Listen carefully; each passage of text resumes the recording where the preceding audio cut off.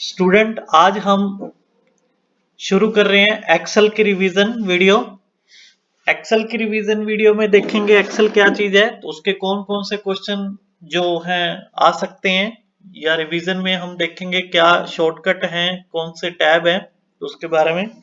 तो एक्सेल में आपको सबसे पहले पता होना चाहिए कि भी एक्सेल जब हम यूज कर रहे हैं तो एक्सेल की जो फाइल होती है उस फाइल को फाइल ना कह के क्या कहते हैं, वर्कबुक कहा जाता है।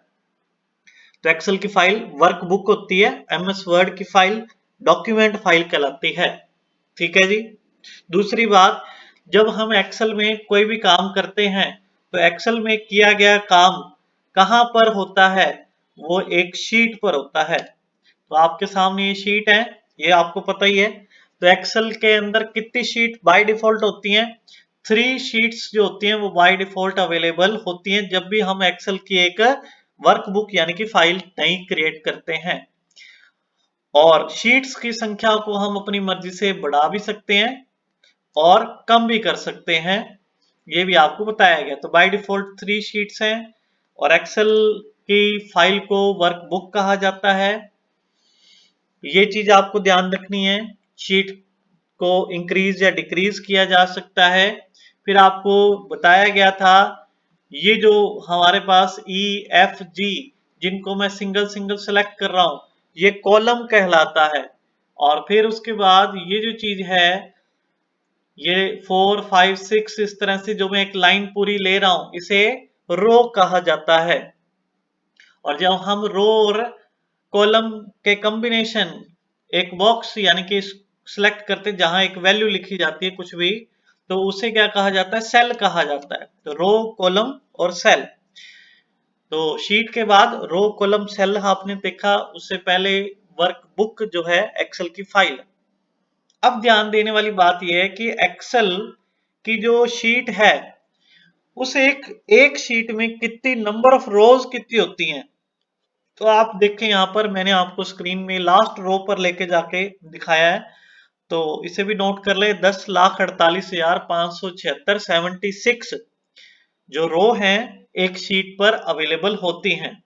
और कॉलम हमारे पास कितने अवेलेबल होते हैं, तो उस चीज को देखने के लिए ये देखें कि कॉलम वैसे तो x F D, last column का जो नेम है वो क्या है, एक्स एफ डी है।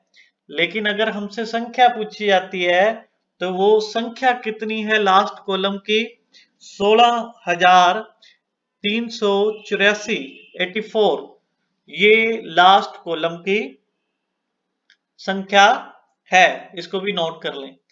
तो शीट में row column cell, total number of row, number of column, name of last column XFD, ये आपने देखा। अब ध्यान दें, जो एक्सेल की विंडो के स्ट्रक्चर ऊपर ऊपर टाइटल बार आता है, इधर विंडो कंट्रोल बटन आते हैं, फिर टैब बार आता है, रिबन आता है।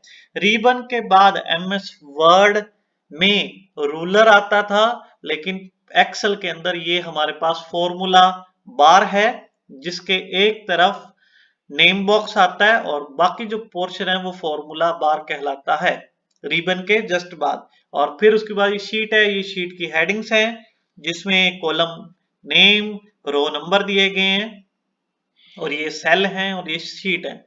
तो फॉर्मूला बार आपको, नेम बॉक्स आपको यहाँ नया बताया गया था एक्सेल के अंदर। शीट हो गया, रो हो गए, कॉलम हो गए। फिर उसके बाद हमारे पास टैब आते हैं।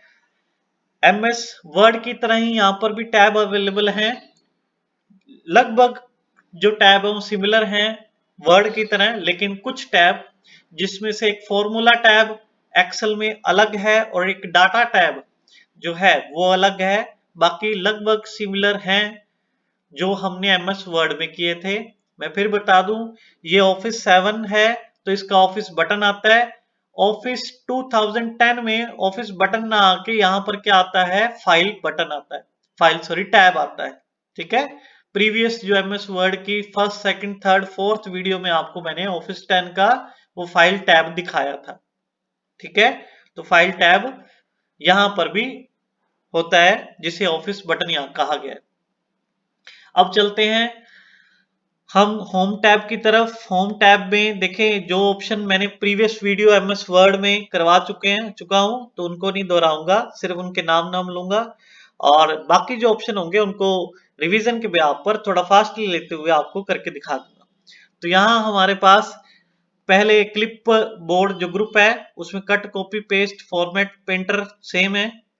फॉन्ट है, फॉन्ट में बोल्ड इटैलिक अंडरलाइन और highlighter, text colour, grow font, shrink font, text size, text fonts और फॉन्ट का जो साइज है ये ऑप्शन बिल्कुल सिमिलर है। सिर्फ एक ऑप्शन यहाँ पर नया अवेलेबल है, ये कौन सा है? बॉर्डर। ये लिस्ट आती है, बॉर्डर में हमने जो यूज करना होता है ऑल बॉर्डर होता है, तो एक तो ये हमारे पास नया ऑप्शन है, ये देख लेंगे। फिर अलाइनमेंट है, अलाइनमेंट के अंदर आप देखें left alignment, centre, right alignment ये हम पहले कर चुके हैं। इंडेंट यहाँ पर है, decrease indent, increase indent. Indent की जो है शॉर्टकट यहाँ कंट्रोल ऑल्ट शिफ्ट टैब है, डिक्रीज की, इंक्रीज की कंट्रोल ऑल्ट टैब है। तो ये ऑप्शन पहले कर चुके हैं, तो यहाँ मैं आपको नहीं करवाऊंगा दोबारा। यहाँ नए ऑप्शन जो है अलाइनमेंट तीन तरह के और आते हैं, टॉप, मिडल और बॉटम, और एक ये टेक्स्ट ओरिएंटेशन जो है ये नया ऑप्शन आता है, ये हम देखेंगे अभी आगे। फिर रैप टेक्स्ट ऑप्शन है और मर्ज एंड सेंटर ये भी ऑप्शन नया है। तो पहले तीन ग्रुप में देखा जाए तो एक बॉर्डर ऑप्शन और ये ऊपर चार ऑप्शन ये दिए गए हैं और दो ऑप्शन ये हैं, ये नए हैं। तो इनको हम प्रैक्टिकली करके यहाँ देख सकते हैं, या कह लो नए हैं तो मैं आपको एक बार दोबारा रिवाइज के ब्याह पर करवा दूंगा। और इसके बाद ये नंबर वाला ग्रुप ये नया है, स्टाइल पहले जैसा ही सेम है।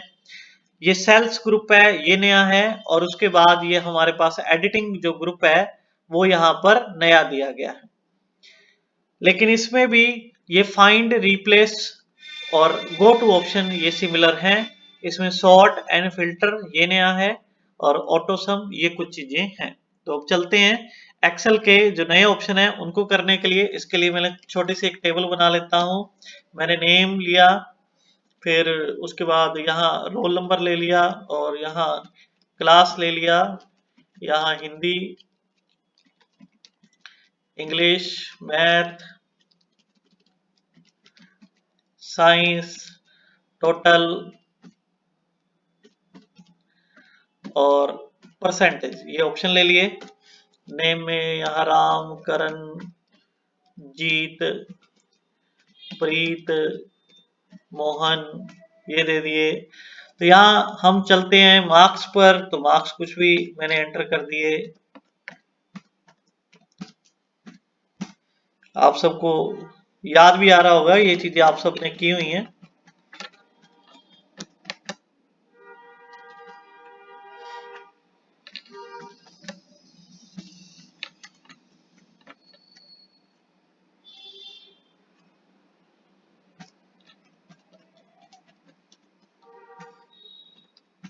ठीक है जी, यहां तक हमने ये टेबल बनाई और अब चलते हैं जो एक्सेल के कुछ ऑप्शन है। तो यहाँ सबसे पहले मैं आपको ऑटो सम का ऑप्शन करवा रहा हूँ दोबारा रिवाइज। तो उसके लिए क्या था कि भाई आपको सिलेक्ट करना है जिन वैल्यूज का सम करना है और उस जगह को भी सिलेक्ट करना है जहां पर आपको टोटल चाहिए, और उसके बाद आप ऑटो सम पर क्लिक करोगे तो ऑटोमेटिकली जो दी गई वैल्यूज का टोटल यहाँ पर आ जाएगा। जो सम का फॉर्मूला यहाँ अपने आप अप्लाई हो जाता है। फिर नीचे यहाँ पर ड्रैग ड्रॉप करके आप टोटल ले सकते हो। परसेंटेज, परसेंटेज के लिए मैंने आपको फर्स्ट क्लास में फॉर्मूला लगा के दिखाया था। तो ये इक्वल का साइन, किसी भी फॉर्मूला को एक्सेल में लगाना हो तो इक्वल का साइन आपको पहले लगाना पड़ेगा और फिर उसके बाद जो भी फॉर्मूला आप देना चाहते हो तो देंगे। तो यहाँ पर परसेंटेज निकालनी है तो H2 टोटल मार्क्स, ठीक है ना, और मैक्सिमम मार्क्स हमने 400 लिए, इनटू हमने क्या किया 100 कर दिया। तो ये परसेंटेज आ चुके हैं और बाकी के स्टूडेंट के परसेंटेज के लिए ड्रैग ड्रॉप है, ये चीज हमने देखी है। फिर उसके बाद देखें आप सबकी क्लास 10th है तो आपको बताया गया था सिमिलर वैल्यू आपको नीचे चाहिए, तो आपको कुछ नहीं करना, बॉटम सेल के बॉटम कॉर्नर पर क्लिक करते हुए ड्रैग ड्रॉप करेंगे तो सिमिलर सेम वैल्यू वहां पर आ जाती है। इसी तरह से दूसरा मैंने बताया था, आपको वैल्यू इंक्रीज करते हुए जाना है तो कंट्रोल बटन के साथ आप नीचे ड्रैग ड्रॉप करोगे तो वो चीज आ जाती है। तो ये रोल नंबर आप देख रहे हो, ठीक है। तो ये चीजें की हुई हैं। तो मैंने आपको यहाँ पर ऑटो सम ऑप्शन करवाया और वैल्यू बढ़ाने के लिए प्लस के कंट्रोल बटन के साथ और विदाउट कंट्रोल डुप्लीकेट वैल्यू के साथ ये होता है। फिर यहाँ देखें, हम दूसरा ऑप्शन यहाँ पर देख रहे हैं बॉर्डर का। ये क्यों था कि जब हम एक्सेल के अंदर कोई शीट पर काम कर लेते हैं तो प्रिंट आउट लेते वक्त हमें वो टेबल फॉर्म में नहीं दिखाता। तो यहाँ देखें ये टेबल फॉर्म में नहीं आ रहा। तो आप टेबल फॉर्म में प्रिंट निकालना चाहते हो तो इसके टेबल बनानी पड़ेगी, चारों तरफ बॉर्डर लगाना पड़ेगा। तो सिलेक्ट करना पड़ेगा एरिया और यहाँ पर बॉर्डर में से जाके ऑल बॉर्डर पर क्लिक करोगे तो वो बॉर्डर पूरा दिखाई देगा। अब आप प्रिंट प्रीव्यू में जाके देख सकते हो कि यहाँ पर आपको टेबल पर बॉर्डर लगा हुआ दिखाई। तो पहला ऑप्शन रिवीजन में यहाँ पर बॉर्डर और ऑल बॉर्डर मैंने करके दिखाया। फिर आगे अलाइनमेंट में चलते हैं। अलाइनमेंट में ये लेफ्ट राइट सेंटर हमने की हुई है। आज हम देख रहे हैं कि एक्सेल में कौन सी है, टॉप, मिडल और बॉटम, 3 अलाइनमेंट है। इसके लिए हमें किसी सेल को साइज की हाइट और विड्थ को इंक्रीज करना पड़ेगा। तो मैं ड्रैग ड्रॉप करके हाइट विड्थ, तो ये करण नाम की जो सेल है, तो ये देखें करण नाम की सेल में जो करण है इस सेल के अंदर नीचे नीचे लेफ्ट साइड कॉर्नर पर है, ठीक है ना। तो अलाइनमेंट लेफ्ट है। तो ये बॉटम पर है। मैं इसको ये देखें फर्स्ट अलाइनमेंट टॉप अलाइन, तो करण उस सेल के टॉप पर चला गया। ये मिडल पर लाने के लिए, ये बॉटम पर लाने के लिए। ओके, तो ये 3 ऑप्शन हमारे पास नए आए हैं, top bottom, sorry top middle और बॉटम। नेक्स्ट हमारे पास ये पहले हम कर चुके हैं, लेफ्ट, मिडल, सेंटर सॉरी और राइट अलाइनमेंट। आगे चलें, ओरिएंटेशन है। देखो ये फास्ट इसलिए करवा रहा हूं क्योंकि रिवीजन ही करनी है, आप सबने किया हुआ है पहले, इसलिए थोड़ा फास्ट ले चल रहा हूं। ओरिएंटेशन है टेक्स्ट का, तो टेक्स्ट की डायरेक्शन चेंज करने के लिए ये देखें करण, इसका ओरिएंटेशन हम चेंज कर सकते हैं तो अपनी मर्जी से।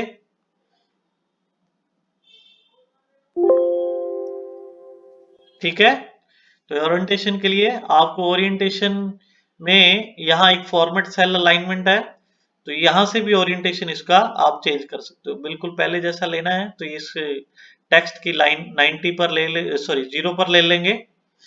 ये 0 डिग्री आ गया तो ओके कर देंगे तो पहले जैसा हो जाएगा। तो ये top alignment, middle, bottom alignment, orientation और ये बॉर्डर ओके है जी। नेक्स्ट हम लेते हैं रैप टेक्स्ट। आपको याद होगा रैप टेक्स्ट के लिए मैंने आपको समझाया था कि भाई हमारे पास मैटर लिखा जा रहा है, जैसे यहां पर करण दीप और यहाँ सिंह लिया, तो करण दीप में डी दिखाई दे रहा है, बाकी नहीं आ रहा क्योंकि इस कॉलम की जो विड्थ है वो कम है और टेक्स्ट ज्यादा हो गया। तो हम चाहते हैं कि इस हाइट में वो एडजस्ट हो जाए, तो इसके लिए हम रैप टेक्स्ट ऑप्शन का यूज करेंगे। कुछ नहीं करना, आपको कर्सर उस सेल पर रखना है जिसको रैप करना है टेक्स्ट को, और उसके बाद रैप टेक्स्ट बटन क्लिक करना है। तो आप देखिए करणदीप सिंह यहाँ पर मल्टीपल लाइन के अंदर आपको दिखाई दे रहा है एक ही सेल के अंदर। तो ये है हमारे पास रैप टेक्स्ट। अगला ऑप्शन यहाँ पर हमारे पास जो आता है वो है मर्ज एंड सेंटर। आपको याद होगा मैंने कहा था हमारी टेबल में ऊपर ऊपर एक रो लेने के बाद यहाँ ऊपर इसमें स्कूल का नाम पूरा हेडिंग में देना है, तो यहाँ एक रो चाहिए मेरे को। तो पहले देखें कर्सर उस रो पर रखने के बाद इंसर्ट, यहाँ पर रो, तो ये देखें ऊपर एक रो आ चुकी है। रो आने के बाद यहाँ किसी भी स्कूल का नाम हम लिख देते हैं। तो यहाँ पर मैंने सरस्वती शिक्षण सदन स्कूल श्री नगर राजस्थान ऐसे मैटर लिख दिया। तो रो इंसर्ट करने के बाद ये A1 पर मैंने मैटर लिखा, अगर B पर कुछ लिखा जाता है तो ये वही चीज पूरा नेम गायब हो जाता है, हाइड हो जाता है। तो हम चाहते हैं मल्टीपल सेल को सिंगल सेल में कन्वर्ट करना, तो मल्टीपल सेल सेलेक्ट की जिनको आप सिंगल में कन्वर्ट करना चाहते हो, और सिंगल में कन्वर्ट करने का ऑप्शन कौन सा है, मर्ज एंड सेंटर। मर्ज उनको सिंगल सेल में कन्वर्ट करेगा, और सेंटर का मतलब क्या है, उसका अलाइनमेंट सेंटर एडजस्ट कर दिया जाएगा। तो यहां देखें मैंने जैसे ही ओके किया तो ये जो नाम था स्कूल का सरस्वती शिक्षण सदन, ये एक पूरे इस सेल, अब ये ऊपर जो फर्स्ट रो में ये एक सिंगल सेल बन चुकी है और मैटर सेंटर आ चुका है। तो ये मर्ज एंड सेंटर, रैप टेक्स्ट हो गया, अलाइनमेंट आपने देख लिए, बॉर्डर देख लिए, ओरिएंटेशन देख लिया। नेक्स्ट यहाँ हमारे पास नंबर जो ग्रुप आया, नंबर ग्रुप के अंदर इंक्रीज डेसिमल, डिक्रीज डेसिमल, कि आपकी सेल की वैल्यू में जो डेसिमल्स वैल्यू आ रही है जैसे 79.75, तो इसकी डेसिमल वैल्यूज को बढ़ाना चाहते हैं, ये देखें आप वैल्यू बढ़ रही है। डेसिमल वैल्यू को कम करना चाहते हैं, डिजिट्स को कम करना चाहते हैं, तो यहां से उन डिजिट्स को कम किया जा सकता है। ओके, ठीक है। ऐसे ही आपने कोई वैल्यू दी गई है जैसे 10,000 या 1 लाख, तो उस पर बीच में कोमा से उसको रिप्रेजेंट करना चाहते हैं, तो ये यहाँ पर कोमा दिया गया है। तो ये देखें इस तरह से है। ऐसे परसेंट सिंबल लगाना हो तो उसके लिए भी है। तो ये कुछ बेसिक चीज है, पेपर में पूछी नहीं जाती इतनी। तो बेसिकली आपको मर्ज एंड सेंटर का ध्यान रखना है, रैप टेक्स्ट का है, बॉर्डर है, और बाकी की शॉर्टकट वगैरह और उनके सिंबल वगैरह याद रखने हैं। स्टाइल्स में क्या है कि ये जो हमारा टेक्स्ट टाइप कर रहे हैं उसके कलरिंग है, उसका font size, font design, font का जो टाइप है, तो यहाँ से स्टाइल से हम उसको चेंज कर सकते हैं। ये आप मैं इन पर जिस पर कर्सर रखता हूं तो प्रीव्यू में वहां दिखाई दे रहा है। नेक्स्ट हमारे पास सेल है। सेल में देखें इंसर्ट ऑप्शन है, डिलीट है, फॉर्मेट है। तो इंसर्ट में अगर आपको रो इंसर्ट करनी है, करंट लोकेशन जहां आपका कर्सर है, तो उसके लिए इंसर्ट शीट रो। आपको कॉलम इंसर्ट करना है, कॉलम कहां, जहां कर्सर है उसके लेफ्ट साइड में नया कॉलम आ जाएगा, तो इंसर्ट शीट कॉलम। आपको नई शीट इंसर्ट करनी है, मेरी फाइल में जैसे 3 शीट्स है, आपको एक और शीट लेनी है, 4th नंबर शीट। तो यहाँ इंसर्ट शीट बटन पर क्लिक करके एक शीट आ जाएगी, आप देख लें यहाँ शीट एक नीचे आ चुकी है। ऐसे ही हमारे पास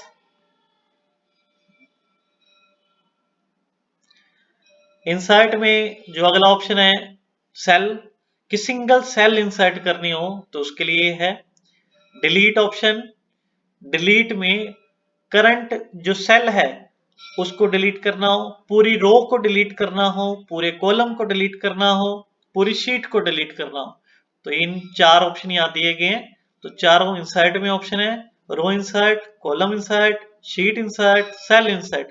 तो इसके ऑपोजिट में row delete, column delete, sheet delete और सेल डिलीट। ओके जी। फिर उसके बाद फॉर्मेट टैब है। फॉर्मेट टैब में रो की हाइट, कॉलम की विड्थ को कम ज्यादा करना, कॉलम की विड्थ को फिक्स करना या ऑटो फिट करना, या डिफॉल्ट विड्थ कितनी होती है, एक कॉलम की डिफॉल्ट विड्थ जो होती है वो यहाँ हमारे पास